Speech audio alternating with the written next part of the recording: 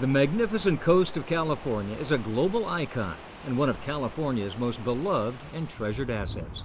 Our coast is important, I think, to all Californians. I spend as much time as I can on the coast. I swim in the ocean, I'm a surfer, I have small kids, and I'm down at the beach with them every weekend that I can be. And I think that's pretty typical of Californians. We're at the beach whenever we get the chance.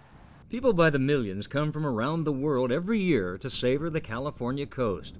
3 of every 4 Californians live in coastal counties, and they spend much of their lives near, on, and sometimes in the ocean.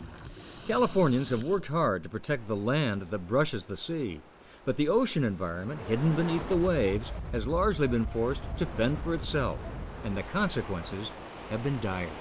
One of the problems is that although the ocean looks fine on the surface, really what's going on beneath that surface is not so fine. We've seen serious declines in fisheries in California, with fish landings dropping by about 50% in the last 20 years. We have problems with pollution, climate change. So there's a variety of threats that are really a serious problem for our ocean. While this aquatic heirloom of California struggles to survive, many people working in the fisheries, science, recreation, conservation, and many other fields have collaborated closely for the past 3 years to find a way to help save the ocean environment. And now they have a plan called the Integrated Preferred Alternative. Well, the Integrated Preferred Alternative is basically a plan for marine protected areas between the San Mateo and Mendocino coast. It includes some of the most important and iconic ocean sites, places like the Farallon Islands, the Point Reyes Headlands, Fitzgerald Marine Reserve in San Mateo, but it also leaves 90% of the coast open to fishing under existing rules. So it's really a compromise. It does a good job at meeting scientific and environmental goals, but also protects economic interests, and hopefully will generate even more revenue in the future because we'll have sustainable ocean conservation.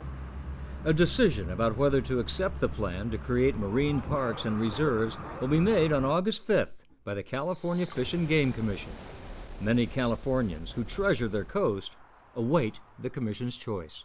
I know that people like me who love to spend time in the water are going to really enjoy going to the north central coast to swim, dive, or in my case surf in and around these newly created marine protected areas. So this is really going to be a celebratory legacy for people who love and enjoy the ocean as much as I do.